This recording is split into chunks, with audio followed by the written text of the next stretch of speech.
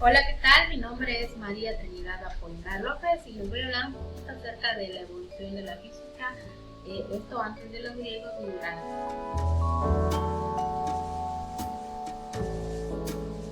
Ok, vamos a seguir.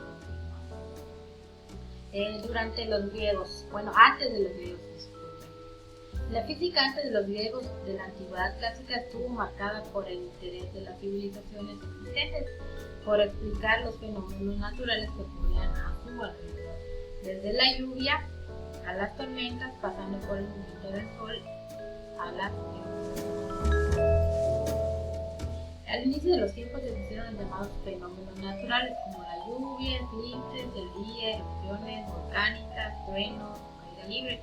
Fue entonces que los humanos, al darse cuenta de esto, fueron haciendo preguntas de cómo ocurría eso, tratando de explicar y formular explicaciones que dieran razones, ¿no?, para explicar dichos sucesos.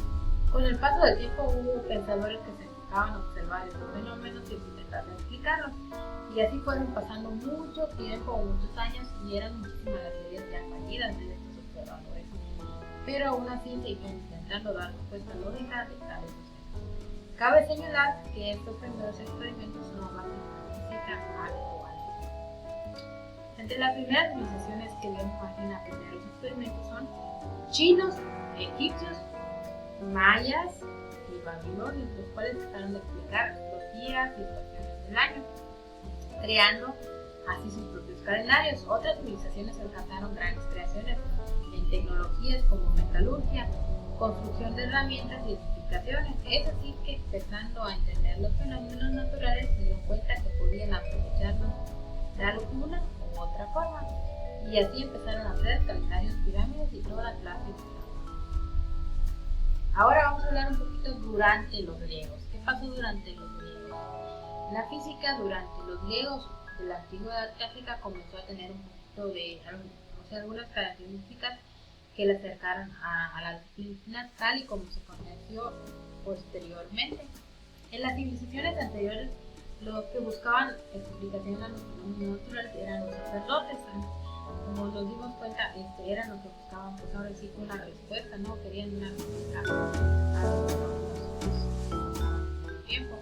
Mientras que en Grecia aparecieron algunas figuras que realizaron un acercamiento un poco más científico. Yo te voy a hablar un poquito de ellos. ¿Quiénes fueron? No, claro. Un ejemplo de esta mezcla entre ciencia y filosofía fue la obra de Aristóteles.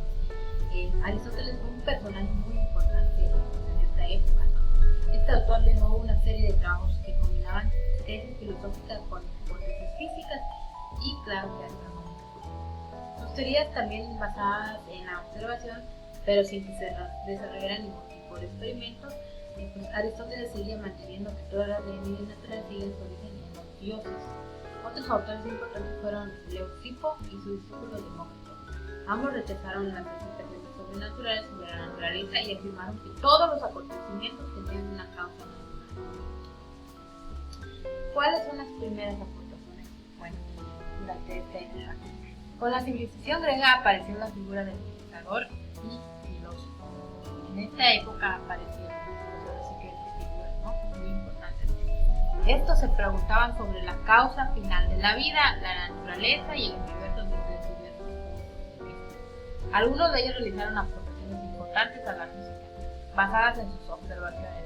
Sin embargo, aún no estaba desarrollado el método científico, por lo que sus teorías no podían ser ratificadas, no verificadas. Un personaje muy importante durante la época que crece, ¿no?, durante los griegos, fue Tales de Mileto. ¿Por qué? Bueno, ahorita lo vemos. En el año de 624 al 546 a.C., pues él es considerado nada más y nada menos que el primer matemático y astrónomo de la Grecia antigua. Para algunos autores, esto lo convierte en el primer científico de la historia. Tales rechazó el uso de la mitología como elemento central de la explicación del universo. En su lugar buscó explicaciones naturales que le permitieron elaborar teorías. Por eso la importancia de este personaje, ¿no? Porque pues, ahora sí que verifica un poquito más las teorías y no se basa solamente en dioses. Tenemos otros personajes también muy importantes que son Pitágoras, Empedocles y Anaxágoras, perdón. Bueno, Pitágoras en el año de 569 al 475 a.C. es conocido por sus aportaciones en el campo de las matemáticas, una disciplina pues muy vinculada a la física, ¿no? Y en su época afirmó que la Tierra era circular, además sostenía que era el centro del universo y que la Luna se encontraba inclinada hacia el ecuador terrestre. Por su parte, Empedocles pues promulgó una teoría que afirmaba la existencia de 4 principios de la realidad, lo que sería agua, aire, fuego y tierra. Bueno, estos, según él, estaban en constante movimiento y si bien no se separaban por la influencia de los fuerzas espirituales, el odio y el amor. Bueno, era un poquito más espiritual, ¿no? Y por último tenemos a Anaxágoras, ofreció una explicación racional sobre los eclipses, así como sobre la respiración del cerebro. Fue también que inició el estudio sobre la anatomía del cerebro. Vemos la importancia también de este personaje, ¿no? Bueno, la física aristotélica, seguimos porque es un personaje muy importante, ¿no? La figura más reconocida dentro de la filosofía natural del antiguo Grecia fue la de Aristóteles. Y eso fue en el año de 384 al 322 a.C. Sus teorías filosóficas y cosmológicas, continuadas por sus seguidores, son denominadas física aristotélica. Aristóteles utilizó la lógica sistemática para elaborar sus teorías. Según su obra, existían dos mundos diferentes: el celeste, formado por éter invariable, y el terrestre, en el que se producen movimientos, ahora sí que naturales. Ese movimiento estaba provocado por lo que definió como motor inmóvil, y este se identificaba con la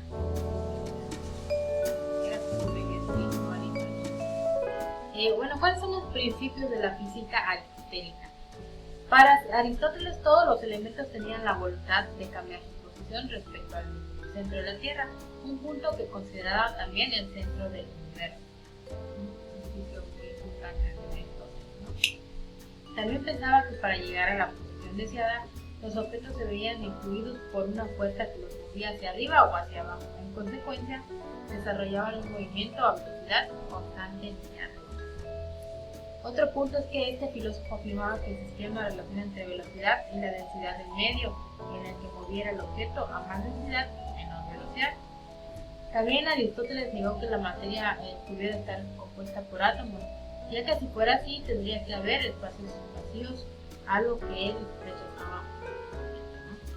Y por último, un principio pues no menos importante, ¿no? Pero pues dice que en el campo de la astronomía Aristóteles sostenía que los planetas y el Sol eran esferas, que ahora sí que esferas perfectas y que nunca cambiaban. Los planetas además se desplazaban realizando un movimiento de la física, pues ahora sí que propuestas por Aristóteles, que para él eran muy fundamentales, ¿no?